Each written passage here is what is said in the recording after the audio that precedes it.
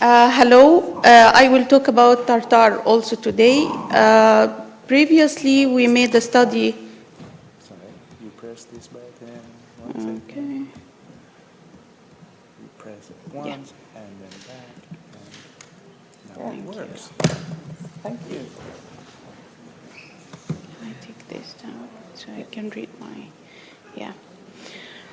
Previously, we made a study to test the early life risk factors and how they associate with the risk of Tartar later in life. And this study is already published now, and we tested 29 variables, vary from nutritional, environmental, genetic, and background factors. And first, we need to know what is tartar. Tartar starts as a soft material called plaque formed on the surface of the teeth. And then by the time it starts to solidify and calcify, ended by forming dental calculus. And if this dental calculus is not treated, it will extend to the gums and cause periodontal disease, which can increase the risk of many systemic diseases later. And in the previous study and also in the current study, we estimated the prevalence of tartar, and we found that it's in average or in all the study sample in Finland, it's around 27%. And it is a disease increasing with age. As we can see, the lowest prevalence is for those under 2 years old, and it is increasing linearly with age. And then we were interested to see the prevalence ratio in different demographic groups. And we found that in the group having maternal history of tartar, which means that their mothers had tartar already, the prevalence was higher compared to those without maternal history. And also it goes linear with age, as more tartar. And then we looked at different kinds of breeds. So we found that the dogs belong to small breed, or the breed is small in size. They had the highest prevalence of tartar, followed by the medium breeds, and then the large breeds showed the lowest prevalence. And for gender variation, we cannot see any significant difference. They are nearly identical. And then we looked for dogs eating different kinds of diets. Those who were eating dry food during puppyhood and adolescence had the highest prevalence, followed by the raw food eaters. And also it is linear with age. As more age, as higher prevalence of tartar. And something extra, we still or was interested to see how the ratio of raw and dry in the dog's diet can affect the prevalence of tartar. So figure A and B for the puppyhood and C and D for the adolescence. We found that dogs, their diet consists of more than 75% dry food, showed the highest prevalence of tartar significantly. And then when the diet include at least 25% raw food, the protective effect of raw food started to be obvious. As we see, there is a significant difference between dogs without tartar and dogs with tartar, and as more raw food, as better. And the same results can be seen in figure C and D for adolescents. Risk of dry food start at more than 70%, and the protective effect of raw food start from 25 and more. And then we run logistic regression analysis to the previously mentioned 29 variables. We divided them into 5 models. Model 1 was for the non-modifiable prenatal factors. Model 2 was for the pre- and postnatal maternal modifiable factors, and Model 3 for the early puppyhood from 1 to 2 months age. And Model 4 was for the puppyhood from 2 to 6 months age, and Model 5 was for the adolescence. And all the 5 models were adjusted for breed, gender, and also the study sample were selected based on the age, so all the strong or genetic factors were considered in this analysis. And as we can see, the three diets of the babyhood, early and late, and for the adolescents came significantly associated with tartar. Raw food reduced the risk, and dry food increased the risk. But no maternal diets found in Model 2. Then, because we are interested to see which food items consumed during babyhood and during adolescence is the reason to cause or to decrease the tartar, we ran the current study to see which foods associated with tartar, low tartar or more tartar. So we screened 47 food items given at different frequencies, either never, which means that the dog never eats that food at all, or twice a year, twice a month, twice a week, or almost, which means daily. And based on the analysis, we found that some foods associated significantly with a lower risk of tartar. First, we can see berries and raw vegetables, and berries are known to be rich in vitamins, minerals, and also antioxidants, and raw vegetables also, plus fiber, which are known to be a tool to clean the teeth and keep it away from tartar. And then we found raw tripe and raw organs meat. Raw tripe are known to be a great source for natural probiotic, and as we can see, it is highly significant along the way at all frequencies. And then raw organs meat also is highly significant. It's known to be a nutrient-rich food and keep the balance of the oral microbiota healthy and diverse. Manal, please, can you explain just what those XB and SIG and those are for the dog owners? Yeah, SIG, which means that the p-value is less than 0.05, and then XP is the odds ratio, which means that if it is over 1, it's a risk factor, and less than 1, it's protective, and if it is 1, so it is neutral. It has no effect, either protection or risk. I'm sorry for this. I don't know why it's running. And then after raw tripe and raw organs meat, we found that raw bone and cartilage, either raw or cooked, and it is already known from a broad literature that it's a very protective food item. And the raw bone and cartilage is highly significant at any frequency, and the cooked is is significant at only when given at short frequencies on weekly or daily basis. Having it significant risk when given twice a year, this might be that it was not enough to do a protective effect. Try that one. This one to go to the next one. Okay, it's run by its own. And then after that, we got fish oil. Fish oil is known to be rich in omega-3 and other beneficial fatty acids, so it's highly significant to keep the oral tissues and mouth healthy. And also the animal fat, even the overall variable, which is 0.158, is not significant, but we found that when it is given at daily basis or always, it's highly significant to reduce the risk of tartar.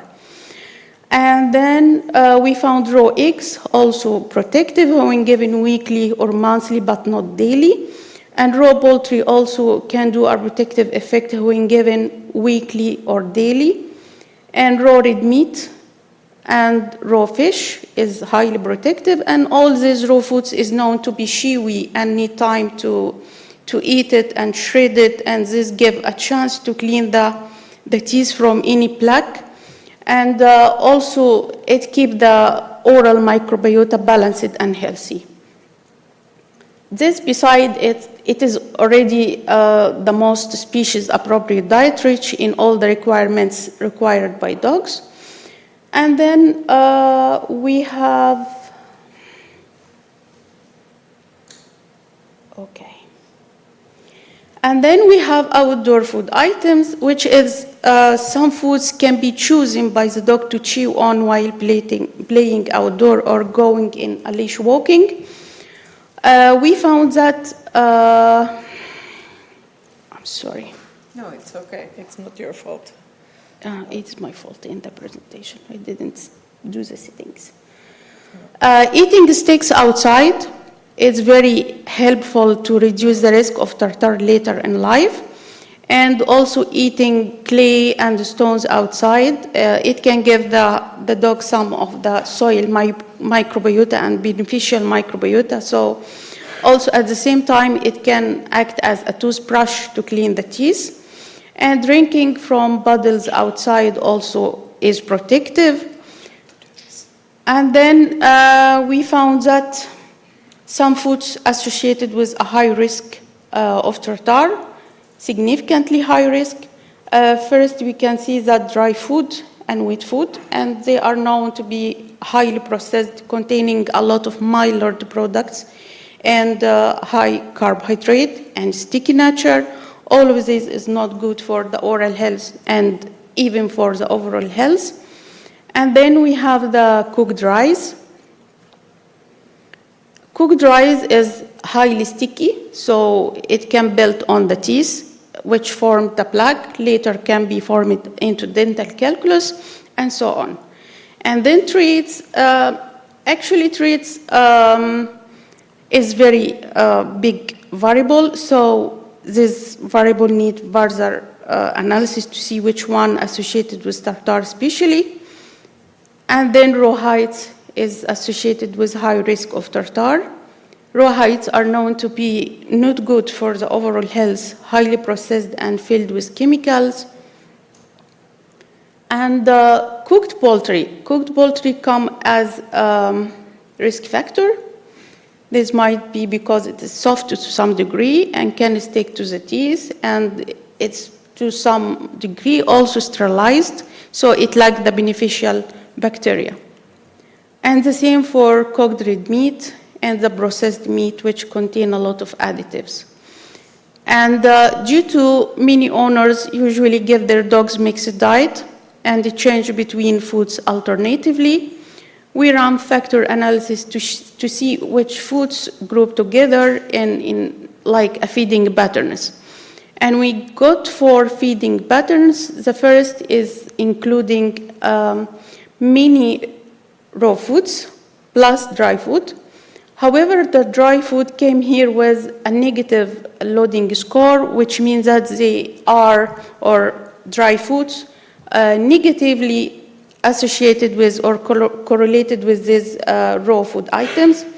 And that means as much dog owners give raw food, as less they are giving dry food.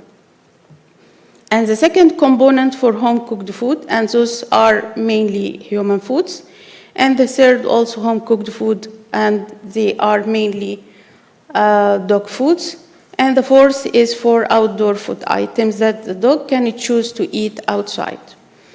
And to see which of these components associated with the risk of tartar later in life, we ran a regression analysis to see, and we found that the first component, which includes many types of raw food negatively associated with dry food, or more raw food and less dry food, associated with a lower risk of tartar later in life. And also the outdoor food items, it is significantly reducing risk of tartar. The same findings were found for adolescents, so to avoid the repetition, we just presented those of puppyhood. And then, as a conclusion for the current study and previous study, we found that raw food is beneficial for the oral health and prevention of tartar. And the current study, by testing different food items, confirmed our previous findings. So, giving many types of raw food plus less dry food, and also outdoor items is very beneficial to keep the oral health. And that is what we have today. Thank you.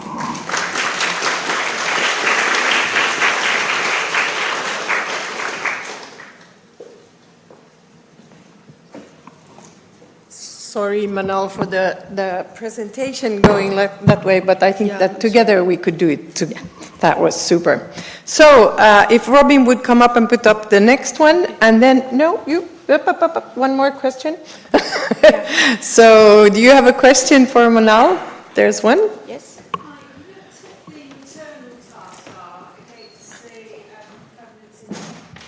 You looked at the maternal tartar in relation to the puppy tartar. Did you look at the maternal diet in relation to the puppy yes. tartar? We logged in a previous study, but we don't have food items, individuals. We have only feeding patterns like raw against dry, and in the coming new DogRisk questionnaire, we will have a lot of data about food items consumed by mothers. Yeah. Any more? Any other questions, please? There's Fiona. Just wait 1 second and you will get. And I just want to remind you also that at the end of all sessions, like in the morning, at the end of the morning and just before lunch, and at the end of the afternoon, we will have these sessions when you're allowed to ask questions. So if you have more questions or if there's things you would like to discuss from those three speakers that have been just prior to that, then we'll kind of build a panel up here so everybody will get a chance to answer as well. Yeah. But please, Fiona. A two-pronged question. So it looks from the figures that the outdoor items were significantly more contributory to reducing plaque even than reducing tartar, sorry, than the raw food. Am I reading that right? It was a more significant Could you impact. repeat the question, please? So was the impact of eating outdoor items much Outdoor higher items. Okay. on Yeah. tartar than raw food? And did you, if that's the case, did you also look at the negative impact of eating those eating those outdoor items? I'm thinking, wearing the teeth down, for example, as well. Yeah, as we can see, the odds ratio is higher, which means 0.69 means that the risk is reduced by about 39%, and with outdoor food items, it's reduced with about 29, I think. So it's like we can see that it's more stronger in reduction of the risk. However, the p-value is informative, but it's not that, so it doesn't vary a lot or doesn't mean a lot. Okay. You can also say about the bones and so. Yeah. When for the multivariate? Yeah. Yeah. When we run multivariate regression by pushing all the 47 variables, those which stayed with 0.2 significant, into one model, we only get the bones, raw bone and cartilage, and the sticks outside as significant, but we avoided this to avoid the multicollinearity between different foods. And those, what we got here also, raw food and outdoor items. Yeah. Do you have time for one more question? Yeah, one more, and then we're going for coffee.